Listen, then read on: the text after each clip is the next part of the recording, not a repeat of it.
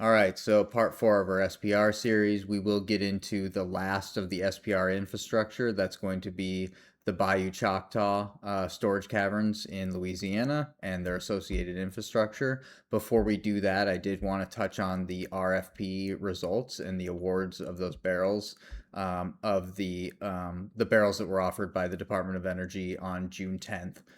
Those barrels were just the release of the award was just put out today, and it didn't go well. So we'll go into why that didn't go well and why so few barrels were awarded there. So let's dive right in. Again, I'm going to use this similar slides to what I've used in parts 1 through 3, and then we'll dive into the platform. So we'll talk about the RFP. So the RFP was the DOE offered to the market 40 million barrels uh, of um, of oil from the SPR, and that was on June 10th. The due date on those bids for those barrels was the 15th. Those barrels and those barrels were awarded today, and only 500,000 barrels. That's zero point 0.5, less than 1 million.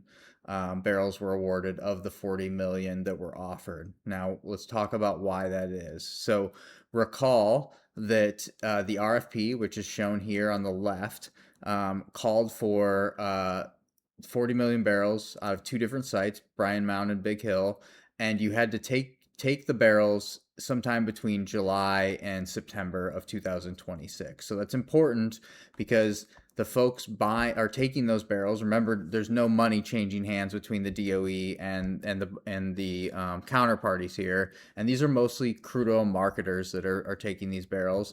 So the marketers take the barrels and with an agreement to return those barrels that they borrowed or taken out of storage sometime between July and September of this year and return them at a later date plus additional barrels plus interest, let's call it. So as you can see here, the minimum premium back for those barrels was somewhere between 8 and 9%. And if you wanted to return them a little bit later, there was adders on top of that. So this this structure will work if near-term oil prices are higher than oil prices in the future. So we'll get into. Let's just go to the next slide. So the solid line you see here is what the WTI price curve looked like on June 10th when this RFP was released.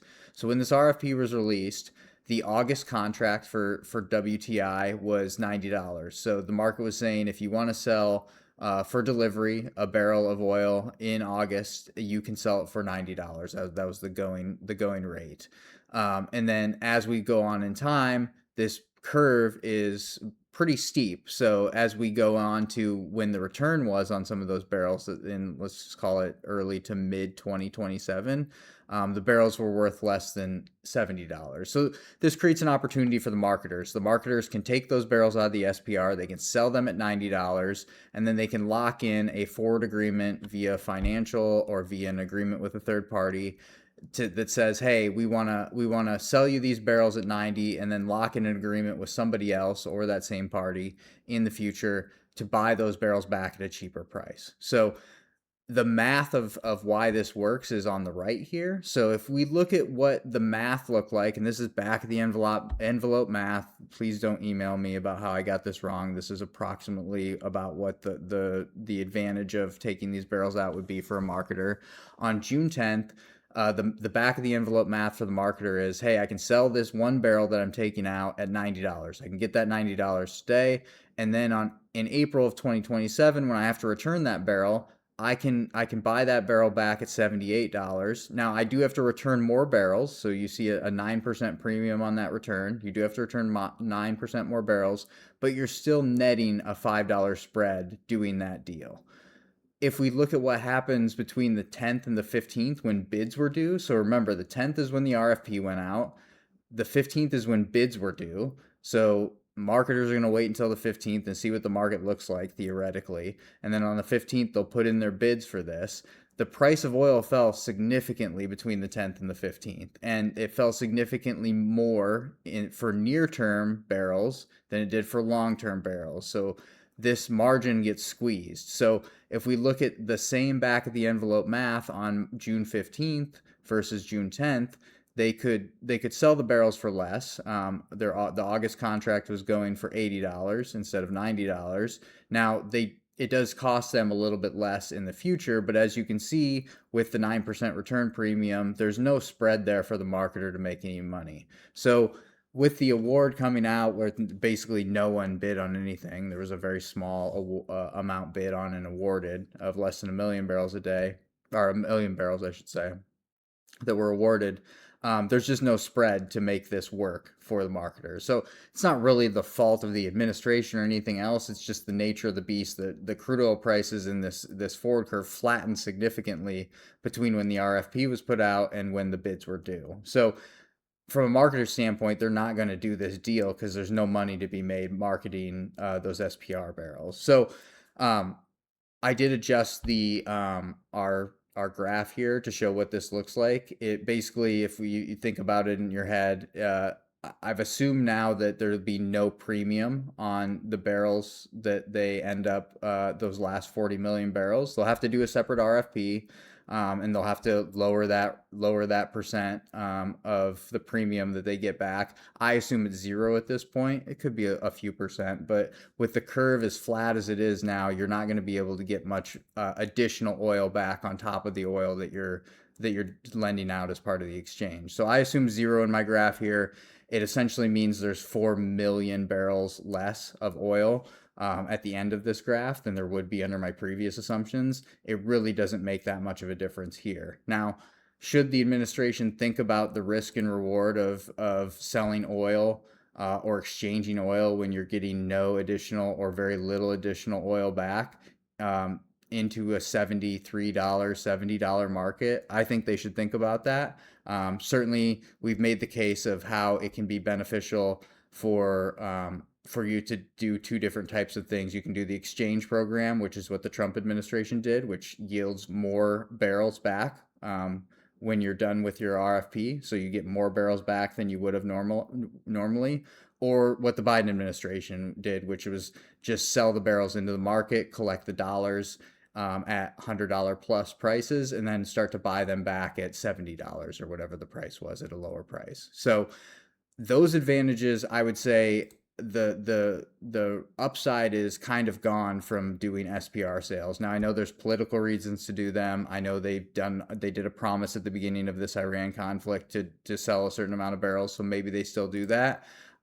There's just not going to be a lot of upside, either probably from a monetary standpoint or an exchange standpoint, in getting additional barrels back. So we'll take a look.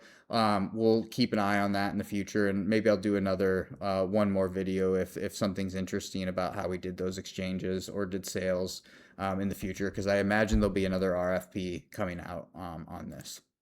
So jumping into infrastructure, I want to talk about what we talked about in parts 1 through 3. Parts 1, we talked about the current RFP program. We didn't really go into much of the infrastructure other than showing, I believe, the SPR sites.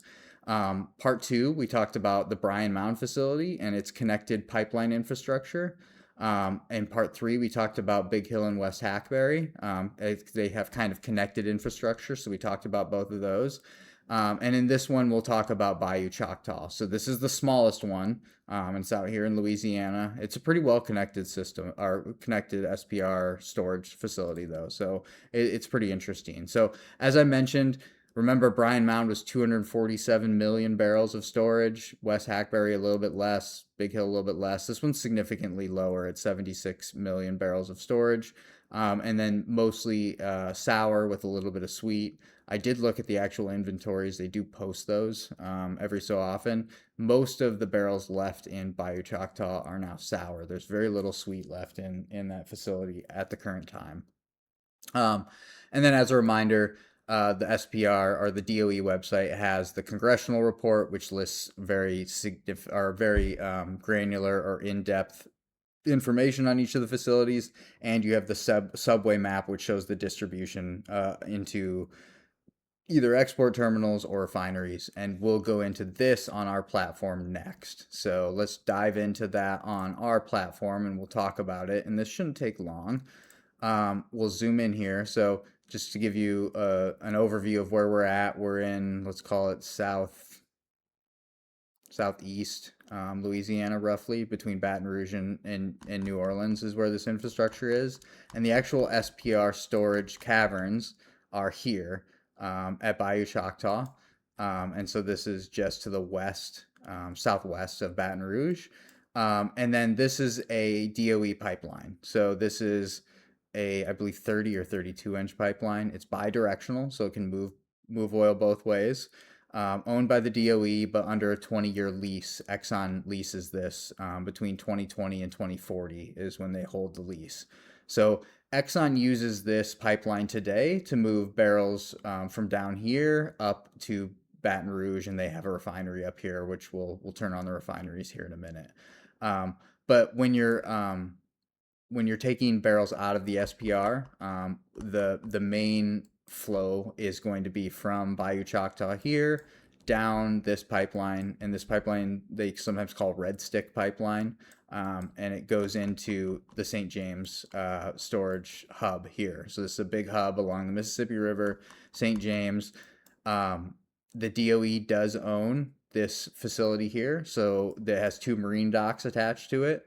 And this is part of the lease for Exxon as well. So the DOE does have the capacity to not only send the barrels out on its own pipeline, they can send the barrels onto the river and then eventually go onto the ocean via an export terminal. So they really can connect to anywhere in the U.S. or really anywhere in the world with that sea access. Other connected infrastructure that's important to talk about. The Bourré pipeline, which is owned by Placid, I believe. Let's double check that. Yeah, Placid owns a refinery up here.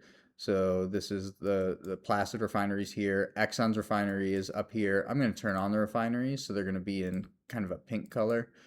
I'm going to switch back to assets so we can look at the actual pipes. But when you see a pink dot here, that'll be the refinery. So you can see this is the Port Allen Placid refinery. So Placid is actually moving barrels, I believe, on Exxon's lease on this pipeline up this way. It goes into their Bourré pipeline and then goes into their facility. Exxon may also source some barrels into this area to be able to feed to their refinery over here, their Baton Rouge refinery. So that is the main way that the oil gets out of Bayou Choctaw. So it can go up Bourré and hit up these two refineries, but I would say the primary movements are probably down here going to St. James, because at St. James you can get to a lot of different other places. So notably Low Cap and Loop are going to be your main sources of getting barrels to market. So we mentioned the marine export terminals here. It can definitely go that way, or it can go down Low Cap where it can get to this this spot called Clovelly. At Clovelly, there's a lot of third-party pipelines that'll connect you to these other refineries in Louisiana, or you can connect into the Loop pipeline and get to the offshore terminal here. So you can load a VLCC at this terminal instead of loading a smaller ship at St. James. You can load a VLCC from Loop here. So there's really good connectivity, and I won't bring up the other third-party pipelines, but just know from St. James and Clovelly, you can access kind of all these Louisiana refineries. So you have a really well-connected SPR storage facility here that really has very easy access to essentially all of the Louisiana refineries, and then being able to get on the marine traffic too. I will note that Bourré is only one way. It only moves barrels this way, so you can't return barrels back on Bourré. Barrels have to be returned back via Red Stick, via flows this way. Remember, Red Stick is bi-directional, so that's how that flows back in there. So I think that pretty well covers it. The goal of this was, I mean, we could talk about how I'll go back to the slides here. I've been in this business a while, and I didn't know as much as I should about the SPRs. So doing this research and doing this helped me a lot and helped me understand all the connections that these things hook into, and how well connected they are. And also to talk about the program that we have ongoing now, as there's certainly been news with that. So it's been fun. Again, I might do an additional one if we do a new RFP, and I think it's interesting enough to talk about. But if you have any questions, feel free to reach out. The platform, again, that I used here, um, shows flows, things like that. So just to show you, flows through the pipelines, flows through the refineries. They're all on here. So if you're interested in that type of data and this type of an interactive tool, reach out to us. We do free trials. We'd love to have you on board. So reach out. Everybody have a great week. We will probably have one more video this week. So we'll talk about some new analysis and research where we've uncovered some interesting stuff with some of the pipelines that we've talked about in previous videos, but I won't spoil it. But we may be back this week with another video. All right, have a great week.